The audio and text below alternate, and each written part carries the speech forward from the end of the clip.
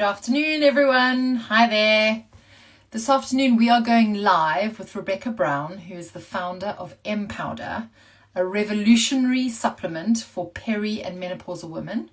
And we're going to be hearing from Rebekah about her story, her journey, and the incredible community that she's built. So let me find her and just see if she's on. Bear with me.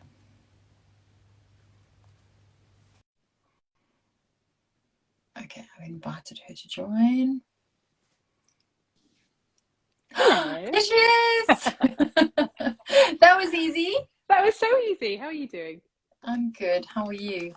Very well, thank you. Yeah, just back from a few days away actually. So I'm feeling incredibly blessed to have actually had a holiday, which I don't think I've had for 2.5 years. So yeah. Wow. Yeah, we forget what a luxury it I is know, right? until you actually do it again, and then you realize how much you've needed it. And Yes. did you have that conversation with yourself where you said, kind of, I can't leave this so long next time?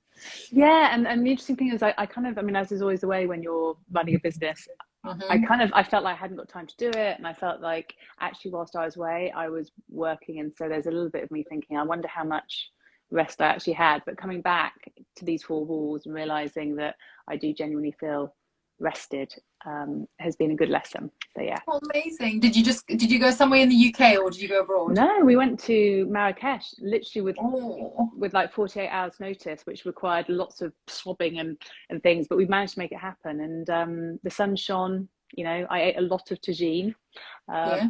and yeah, it was great. Oh, no, Marrakesh is Oh, amazing. So beautiful. that's Never done it wonderful. before. So yeah, Yeah, wonderful. and I think also when you have a complete change of scenery like that, it Yeah. it is really good from a rest and relaxation because you are removed from that environment that you've been in the last two and a half Yeah. years. Where you know, kind of just head down building a business. Where you go somewhere where everything smells and looks different and sounds different. Yeah. Yeah. Um, it's it's a bath for the senses, as they It say. totally is. It totally is. Yes, that's a very good way of putting it.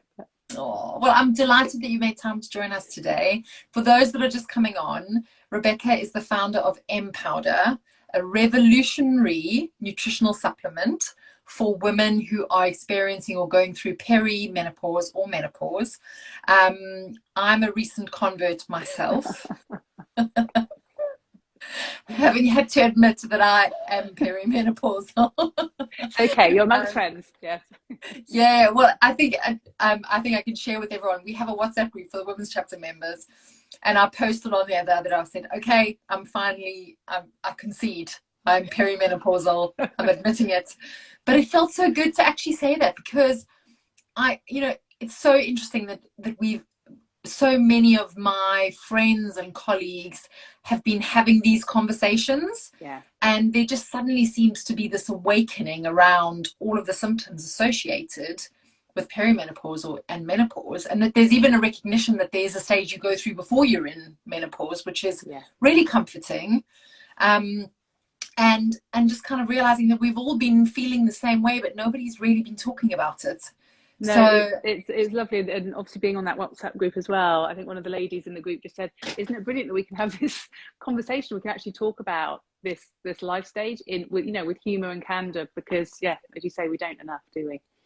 yeah, and it's also just kind of normalizing the conversation around how we feel in our own bodies and being more aware of that, because I don't ever remember my mum speaking about these things. And it's only recently that I've had these conversations with her and older women that I know who've said, oh yeah, but there was never an open conversation about how you were feeling or the struggles you might be facing, Yeah, which can have a real impact on your day-to-day life. So, absolutely, so absolutely. thank you for all of the incredible work you've done in this space. And I wondered if you could share with us your MPowder journey. How did you come to create MPowder? Because I know this is based on a very personal story for you, but if you would share, we'd be grateful. Yeah, and I'm used to used to sharing it now, which again is interesting, isn't it? That as you were saying, I think as a conversation, there's a growing acceptance and recognition. And what I find particularly exciting is not just a recognition of this as a life stage, but there's a growing optimism about the life stage as well. And I think even 3 or 4 years ago, when I was first experiencing my own perimenopausal symptoms and really struggling, there were two things that were very distressing to me. One was actually how I was feeling. The perimenopause for me manifests itself with extreme anxiety and sleeplessness and bloating, and my hair was falling out, my skin was terrible, and I lost all of my confidence at work. And I ended up actually taking a 6-month sabbatical, and sort of MPowder was accidentally born as a result of it. But I think the other thing that was really distressing for me was when I did look for solutions or environments where I could talk to people, because I wasn't necessarily having those conversations with direct peers or friends. I wanted to find those online forums. They all felt so disheartening, because the conversation at the time felt like we were all trying to navigate this cloudy mess, and there wasn't necessarily the signposting out to what we now see. I think in the last 2 years, the menopause space has really filled up with some amazing forums, some amazing online magazines. You've got doctors talking about it more than ever, and sort of addressing head on some of the myths that have been around for far too long around HRT, for example. You've got nutritionists specializing in it. You've got movement coaches really understanding what happens to the female form as we age. And this whole thing around our hormones, and actually the brilliance of them rather than the sort of the pain and the inconvenience of them, is becoming much more of a narrative now. And I think that is really exciting. So to answer your question, MPowder happened because I got really sick. I went to the doctor, like around 75% of our community do. And I do believe this is changing. But for me at the time, the diagnosis almost was a very quick look at me as a human. I was running my own business. I was in the creative industry. I had 2 kids. My parents were old. My father was particularly ill.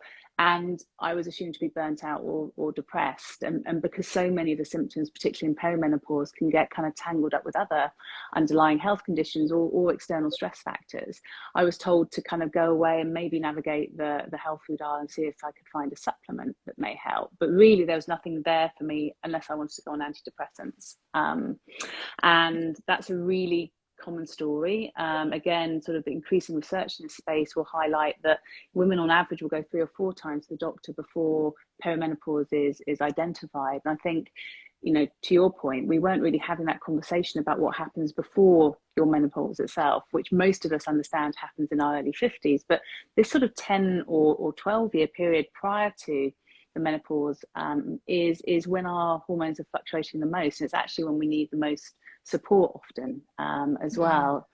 And the business came about entirely accidentally. I'm a researcher by trade, so I spent my life kind of number crunching and data crunching and listening to people. And as I started to try and work out what was going on with my own body, I came across lots of research, and I went deep, because that's what you do as a researcher, and realized there's quite a lot I should be doing. And the more I understood about hormones, I went through this phase of being quite cross and thinking, hang on a minute, why did no one tell me about this life stage, and why didn't I know that this was going to happen to me? And this is actually quite dangerous, because if I didn't know about it, I wouldn't be preemptively starting to nourish and care for myself in a different way. And so I wanted to do something with all of that information. And I tiptoed onto Instagram about 6-7 months later and decided to research whether my experience was the same as other people's. And usually as a researcher, when you do that, you really struggle to get responses, because who wants to fill in a questionnaire for someone they don't know? But the absolute opposite happened. And I think that really was the catalyst that made me decide that I needed to do something, in that women are so generous, particularly at this life stage, because I think we all realize that we're learning together. The professionals are learning and acquiring knowledge all the time because the data sources are so limited, but we as individuals are navigating and learning from each other too. And I just got this huge influx of stories and responses, and I had 2 options. It was like, do I do something with this and try and create a community where we can work out what works for midlife and beyond together, or do I go back to my day job? And I decided to give it a go. And I was, I worked very, very hard to find some amazing people, because I often feel it's really important to say that I'm kind of almost like the guinea pig. I'm not a naturopath or herbalist or dietitian. I'm not a medical professional.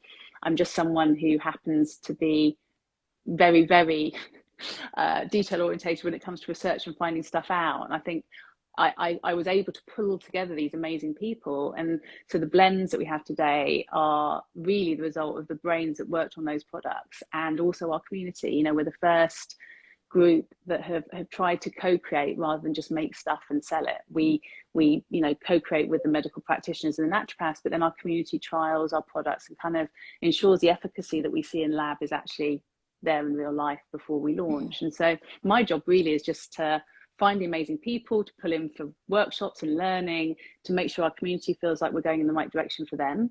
And then all of the magic kind of happens in other people's heads rather than mine. Wow. So when you said you went onto Instagram and you decided to kind of reach out and ask people to fill in a survey, was that just literally from your own account on Instagram? Like, well, hilariously, I'm a complete Luddite, so I hadn't got an Instagram account. Partly because I'm quite obsessive and I knew that would be a bad idea. So actually, I tiptoed on, and MPowder was my file name for the research I've been doing. I've been doing a lot of research around powders and the bioavailability of whole foods and how much more important it was. And so MPowder was the desktop kind of folder name. So I created an Instagram handle called MPowder, and the rest is kind of history. Wow. But isn't that just, I mean, that's so amazing from a kind of from an entrepreneurial perspective. I mean, what makes me feel excited about that is that your business and the products that you create were very much born in response to a real need. Yeah. Like, you had that validation right from the beginning. With a lot of other businesses, their journey is in reverse, almost like it's built on a need they have or something they think people need, and then they create it and they go out and try and convince people to use it or buy it. Whereas yours was, you know, all of that response and feedback that you had in the very beginning was like, yes, do this. We need something. We need help. And I think that's, you know, in a way, weirdly, you know, when I think back on my career, it's interesting, isn't it, the yeses that you give in life. And really it feels like, as a planner, because I'd spent my whole life listening to people, it felt absolutely natural for me to make something sort of as a result of people telling me what they needed. Because I guess as a researcher, I'd always come from identifying what the consumer wanted. And I was often acting as the bridge between a brand, as you say, had made something and was looking for an audience. And my job used to be, you know, how do you get that audience to come to you? How do you? And so for me, it was incredibly normal that I would start with the community and start with the consumer. And it has led to a very different business model, and not, you know, not the easiest. I think, you know, the fascinating thing for me is obviously it takes a lot longer to develop a product in collaboration with a large group of women, all with very different needs.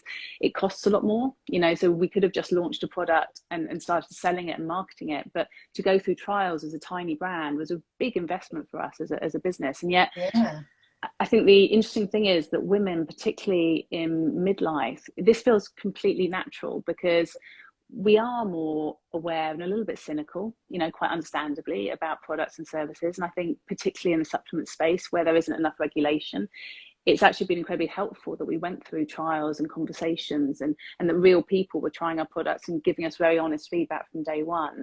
So in a weird way, my sort of training, although it feels a little bit at odds with what I'm doing now, I think was actually really helpful. And similarly, sort of going about the business this way, although it's taken longer, I feel far more comfortable talking about it, because I do know that this is the kind of the output of a whole group of us. And that kind of feels like what the menopause space should be about, because I think we will as a group of individuals work out what we need, because we have been kind of left to navigate it ourselves. And so, I mean, I'm sure you know this, but how many people went through your trials and tried it before you felt you were ready to really kind of take your baby to market? Because I should imagine that was a terrifying but exhilarating experience. But when were you sure that it was ready? Yeah, no, it's a really good question. So we, you know, obviously we developed the sort of the recipe itself with a really brilliant medical practitioner and a naturopath, and those two individuals were quite hard to find, because what you tend to find is a siloed approach in many ways to disciplines. And so you'll get these amazing doctors who are quite uncomfortable about supplementation, because it can feel like a bit of a dark art, or it can feel like snake oil. And then you'll also get sort of naturopaths or herbalists that sometimes get a little bit uncomfortable about collaborating with medical practitioners, because they kind of feel that tension. And the medical practitioner we work with is also a functional medical doctor. So she does a lot of prescription of traditional medicine alongside kind of almost like the ancient remedies and the herbal remedies that she believes in. So she was a really interesting character to get onto the team. And then our naturopath is actually a scientist. So she has a biological science master's, and that means that although she's incredibly passionate about ancient practices and herbs, she's also very robust in terms of the science and her approach to formulation. So they were absolutely instrumental. And then we went through 2 trials for the 2 products. We went with that kind of robust small scale of 30. So as a researcher, I always look to get at least 30 on it. We actually had an oversubscription for PeriBoost. So we had more people doing it, but you always get people having to step away from trials because ours lasts for 2 months. And that means taking the product every day for 2 months, but it also means being prepared to feed into us on a weekly basis for 8 weeks, which is, you know, it's a big ask of people.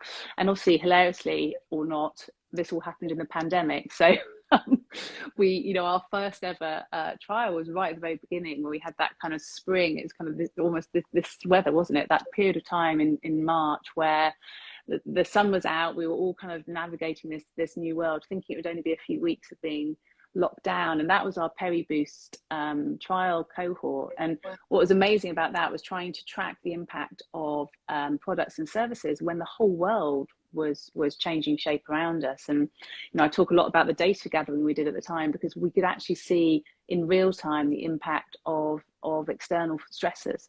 You know, so if a new piece of legislation came out, or if Boris was on the TV and we were all tuning in and something quite distressing occurred, you'd see a peak in some of those symptoms on a week-on-week basis. You could almost track the media announcements as we were looking to understand the impact that we were having. So yeah, 2 trials of 30, both in very different circumstances. And I think, again, as a researcher, what was fascinating to me was both very different in terms of the mindset that we have at perimenopause as opposed to menopause and just after, that kind of post-menopause period where we may only be a few years older than those in our PeriBoost trial, but the sort of the impact of not necessarily finding the stuff that works and not getting the support and being that little bit older where you probably had to navigate most of your perimenopause without the media conversations we now see happening was really quite striking. And for those that might have joined us or maybe don't know MPowder, can you tell us the difference between the 2 powders, or who should be taking what, and when you should consider integrating MPowder into your daily routine? Yeah, so there's the products itself are, there's 2 blends. There's the PeriBoost and the MenoBoost currently in market with more exciting blends to follow. The PeriBoost is designed for perimenopause. So for most of us, that tends to happen from our early 40s. You know, our hormones start to fluctuate. We may or may not feel stuff, but that's when our estrogen, our progesterone will start to change. And because it's a bit like an orchestra, all of our hormones tend to change as a result. So that's when you can tend to find quite extreme symptoms that may need addressing. So from about the age of 40, I always say to people, if you're beginning to feel like you're not quite yourself, you know, whether that's like, I don't know, sudden intolerances to food, or your skin's changing, your hair's changing, you're feeling tired, the first step is always to go and have a conversation with your doctor. Doctors are much, much more open to those early conversations than they were a couple of years ago, which is fantastic. And then if it is perimenopause, because there could be other things going on you want to discount first, then looking at your foundation layer, which I think is what nutrition is really good at doing, is often that first step. You know, if you can get that foundation layer right, if you can start to introduce, you know, different foods onto your plate and look at supplementation, then you can layer up. And there's all kinds of other things that we recommend within our community to try as well. And then the MenoBoost is basically once you've had your menopause. Menopause is one of those terms that's really unhelpful. It's basically the 12-month anniversary since your last bleed. Most of us don't necessarily know when that is, or we don't track it. And then affects your postmenopausal. So those first few years, we tend to also assume that, you know, you have your menopause and all those symptoms go away, which isn't the case at all. So our MenoBoost is designed for how your body adapts post menopause itself, and there's different ingredients in there to support you know, different needs, and also to address head on some of the increased risks we have around certain diseases and conditions as we age. So post menopause is effectively part 2, and I'm really passionate about kind of that message getting across as well, because it really is about how we want to age, you know, and there's so much we can be doing, both in terms of nourishment and, again, those lifestyle factors that can make a big difference. Well, and one of the things I love about the MPowder kind of your positioning is very much about raising awareness for all of the things that are going on with us that we might not have attributed to that. Yeah. Because you know, we all lead busy lives and we're juggling lots of things and we all struggle with balance. But I think it was only after I, you know, met you and learned about MPowder that I realized that symptoms like joint ache, you know, bloating, trouble sleeping, you know, all of these little things that actually have been creeping into my life over the last couple of years probably, and I just put them down to stress or to other big changes that were happening in my life, but they've been consistent and they haven't gone away. And so I think you've started a really, really important conversation about just being more, from a self-care perspective, open to how we feel and then doing something about it, and not just fobbing off all of these tiny little changes that are happening, because actually cumulatively they make a big difference to your enjoyment of life and how you live your life. You know, and things like, because I also the last few months started getting quite hot when I sleep, and I just thought, oh well, I'm not having hot flushes and I'm not having, so that can't be that, because that's the only symptom I have known to be associated with menopause or perimenopause. And so when I learned all of the other ones, and just from seeing it in your marketing and your communications, I'm like, wow, I can tick several boxes on that list. I think that's the thing, isn't it? It's knowing that list. Not that I want to dwell on all the negatives, but I think that often is what you need to do, because it's almost like death by 1,000 cuts, isn't it? And one of our practitioners talks a lot about the fact that, you know, if you listen to your body when it's whispering, it doesn't have to scream at you. And, you know, mine was screaming. You know, mine. I was in a very high pressure job, and it got to the point where I was so anxious that I was practically scripting the conversations I'd have in the lift. You know, I'd got the brain fog to such an extent that I wasn't confident I'd be able to articulate myself over a cup of coffee, you know, let alone in a presentation context or a difficult meeting. And that was because I continued to sort of just ignore myself. And so I'd get up earlier and I'd rehearse harder and I'd work longer, and my stomach was so uncomfortable, but I was living off sugar because I was so distressed and I was so lacking in energy that the only thing that kept me going was basically, you know, coffee and lint balls. Which still are brilliant, but not necessarily great for your blood sugar balance. And I was doing all of these things and I was just ignoring it, you know, pushing it to the back of my head. And like you say, when you sometimes see that quite distressing list of all of the things that can be associated with menopause, it can be quite helpful, because you start going, oh, okay, and you join the dots yourself. You kind of go, okay, yes, actually, you know, if there were sort of 7 or 8 of these boxes that I'm ticking, the likelihood is I am transitioning to this next stage of life. And I think the thing is, it's a real opportunity for us. And I think that's the other thing that I had to learn the hard way, is that by reframing how you live and the way that you basically digest stress, you know, because you're right, so much of what hormones do are a response to external factors. So it is quite hard to decouple them from life, which is, you know, none of us have lived through more stressful times in the last couple of years. But if you can start to think about how you want to live, there are so many things we can be doing, and we can be more effective and get more joy from life by just repacking that toolkit for part 2. And the minute you start looking at it in a sort of optimistic frame, you know, we're that first generation that will live, if we're lucky, 40 or 50% of our lives post-menopausal. So this is a real opportunity to decide how you want that to be. And it has to be without sacrificing yourself. You know, this can't be all about endurance and resilience, because it's a long time. I think that's the other thing that shocked me is, you know, we're talking about 12 years of our life, potentially. You really don't want to be just enduring for all of that.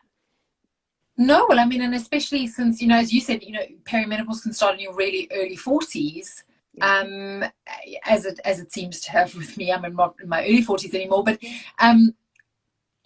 my thinking always around menopause was kind of like the end, right? Yes.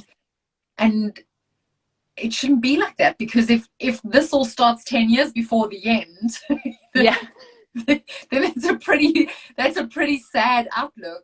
Whereas actually these can for many of us be our best years, because when Absolutely. it's when we're most comfortable in our own skins, and we finally don't care what everybody else thinks anymore, you know, kind of all that stress that you faced in your 30s where you Yeah. felt like you needed to live up to some sort of expectation. Yeah. So yeah, I think that's another real positive for me, is just the way that you and your community position this change in our lives, and that it's actually a really exciting new chapter, that with the right level of support, and as you said, going to your doctor first to talk about these changes and then managing them proactively, you can live an even better life than what you might have done before, because you're Totally. more in control of your own body, and you're managing those, or rolling with those hormone fluctuations in a more equipped way. Totally agree. I couldn't put it better. And I think that's what's so exciting, you know, and particularly talking to your community of entrepreneurs, you know, women, you know, we're phenomenal. I think many of us of this generation, you know, have been almost taught that we have to behave in a certain way and also suppress our femaleness in order to succeed. And yet, actually, if you harness those hormones and you take advantage of what part two can hold, you know, it's a phenomenally liberating life stage, and all kinds of things happen to us sort of biochemically as well. One of my favorite stats is that our grey matter in our brain grows post menopause, you know, so basically to store, you know, store all of that wisdom. And you know, we become more empathetic, we become more purpose driven, like you say, we're much more comfortable in our own skin, and that gives us a huge opportunity to make a real impact in the world if we've got those tools around us to equip us. So I wanted to use the last few minutes just to talk about the sort of business side of what you've been doing. But before we go on to that, I just wanted to say to anyone that I messaged Rebekah a couple of days ago to say I've been taking the MPowder Peri Boost for 10 days now. And I said, can it be making a difference already? I really feel better. And I love that. I mean, obviously, as an entrepreneur, and everyone listen to this who is in a similar position to me, you never get tired of those messages back that tell you that your product's working. It's just the best feeling in the world. So thank you. Well, and I said to my, because I'm actually going to Argentina on a work trip on Thursday, and it's coming with me, obviously. And so along with my hiking boots and everything else that I have to pack, I said to my partner, well, my Peri Boost has to come. I love that. No, it makes me so happy because, you know, I mean, I think the reality is, obviously, you know, as an entrepreneur, you're never going to be right for everybody. But when you are right, and, you know, we're so lucky that our community is so forthcoming with their feedback, it's just the best thing in the world, because that's all you want to be able to do. You know, it's a purpose driven business. You just want people to feel better, you know. Yeah. Well, I'll have to send you a picture of me at the base of Mount Fitzroy drinking my Peri. Just sprinkle it wherever you go. That would be really helpful. So, because I know we've only got a few minutes left, can you tell us about the key lesson you've learned about building this business to date? Because obviously you've navigated the whole COVID storm, which, you know, has been unprecedented, and you've harnessed a whole community around the launch of your brand. What have you learned through all of this? I would say that the key learning for me has been transparency and honesty at all times, which inherently, you know, as a human, you know, is the right thing to do. But I don't believe that we'd be here now if we hadn't been really honest about how hard things were at times, and when we got things wrong at times. And just that ability to be vulnerable with a community, because people have a huge amount of generosity, I think, towards brands they know are trying to do the right thing. And we're not perfect, and we get stuff wrong. And, you know, not only did we have the pandemic, but we got stuck in the Suez Canal. So we had members of our community not able to get hold of our product, you know, just as we'd launched, you know, that horrible feeling of letting people down. And when people do start to feel better, it's really, really important that they don't, you know, struggle to get hold of your product, for example. And I think by being honest, rather than trying to tell a sort of spinny story or try and hide behind stuff, we've carried people with us, and they've wanted us to succeed. So I think that's been the biggest learning for me, is that actually, if you show your human side as a business and you stay true and honest at all times, then actually what you build is this huge generosity of spirit that means that when things are tough, people are there for you and with you, which has been amazing. And do you have a piece of advice that you would offer to somebody who's considering launching a business, possibly someone who's leaving a career behind to do so, or, you know, has been sitting on a business idea for ages and doesn't know if now's the right time? Yeah, I mean, everyone will always say this, but there never is a good time to No. launch a business. And, you know, although the pandemic probably was a particularly not good time, I don't regret doing it, because I think if you've got an idea that's been percolating, one thing someone said to me is, you know, why you above everyone else? Why are you well placed? And in my situation, you know, the reason that MPowder came to be for me was that I felt that I'd had a particularly hard time, and that I'd spent 20 years listening to people. So I kind of knew that there was a need out there. So I think if you've got an idea that's been percolating in your head and it doesn't go away, ask yourself why you are best placed to do it, and then there will be an answer, because that's why it's still there in your head, and then go for it, make it happen. Brilliant. I've got a quick fire round of questions I'd like to ask you before we close. You can't think about the answers too long, so you have to say what comes to your mind. Brain fog leaves me at a slight disadvantage, but yes, I'll try. Who or what inspires you? I mean, without wanting to sound twee, it is the community. So I think I'm incredibly lucky. I feel like I'm just sort of holding space for the women that navigate midlife brilliantly, often without complaint, and often in very difficult circumstances. And they inspire me, because I think I've really seen the power of what women are capable of as just a result of having those conversations with our community. That really resonates with me, actually. Thank you. Your biggest fear? I think I'm human. I think my fear actually is not necessarily failure, because I've kind of come to terms with the fact that, you know, at any point as an entrepreneur, things can just go wrong, and timing can be wrong. Things beyond your control can be wrong. But I think my biggest fear would be not kind of getting to the end of this journey and feeling that I'd really given it its best shot. You know, my ambition from the very beginning was, if I was going to do it, it had to be accessible, and it had to be scalable, and it had to reach as many women as possible. And I think my biggest fear is that this sense of sort of running out of time and not necessarily having what you need to really sort of catapult it forward. And the most courageous thing you've ever done? Oh, so many. I mean, I think the interesting thing about courage is that it's often when you look back retrospectively and you realize it was a big leap because of what then happened afterwards. So I think for me, probably the most courageous thing I ever did was sort of leaving what I thought was going to be a career in the creative industries to set something up where you make stuff. You know, so MPowder for me has been probably an act of courage, because I felt so ill-equipped at every step of the way.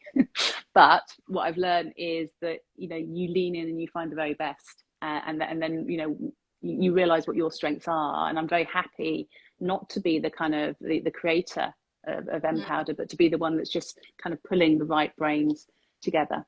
Yeah. Well, and I think that's a really important piece of advice that I hear from so many of the founders in our community, is to surround yourself with really good people. Yeah. You know, be honest with yourself about what you're good at, and, you know, where your skill set lies, and then fill in those gaps with people who are really, really good at what they do. And that's, you know, that's the ultimate recipe for success, really. And that starts with being really realistic and honest about where your strengths lie. Yeah. Your guiltless pleasure? Well, I mean, I think that's a really interesting kind of couplet, isn't it? Because I would say that all pleasure should be guilt-free. So I don't I don't really have any sort of feelings about guilt. I've changed quite a lot about what I do, and I think if you're gonna have pleasure, just remove the guilt. Full stop. Yeah. No, that's good. And I'm a big advocate of that as well, I think, also. And it's something, sadly, that we get better at as we get older. Yes. Is that, you know, not giving a shit kind of thing about, well, I love this and it makes me feel good and I'm going to keep doing it, and I don't really care what anybody else has to. Exactly. And everyone has to have a vice. You know, I kind of think that, you know, the people in life who don't have vices, they're just, I don't trust them. So yes, have at least one. Good. Well, Rebekah, it's been such an honor talking to you today. If somebody would like to buy MPowder, where is the best place for them to go? Is that your website, or yeah, I mean, obviously reach out and have a conversation, because that's what we're here for. We're a community as well. So if you want to have a conversation about what we do and our product range, then please just DM me. But in terms of finding the product, www.mpowder.store, but we're also at John Lewis, Cult Beauty, Selfridges, so we can be found wherever you are, whatever's easiest for you. But yeah, do feel free to reach out. And Michelle, thank you so much for having me. It's a real honour to have been asked as well. No, likewise. And I think there is a discount code actually for Women's Chapter Community members, which is on our website. Otherwise, drop us an email and I will send that on to you. But for anyone that would like to try it, I highly recommend it. And literally over the last 10 days, I have felt better than I have felt in a very long time.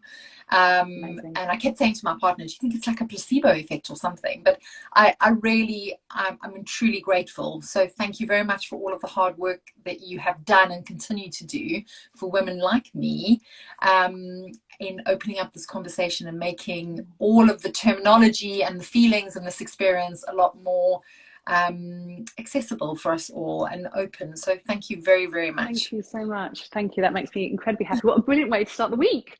I know. Well, and for anyone who might have joined late in the conversation, this will be saved on the Women's Chapter video feed. There's no kind of Instagram live feed anymore, but the video feed will be saved there, so you can have a watch.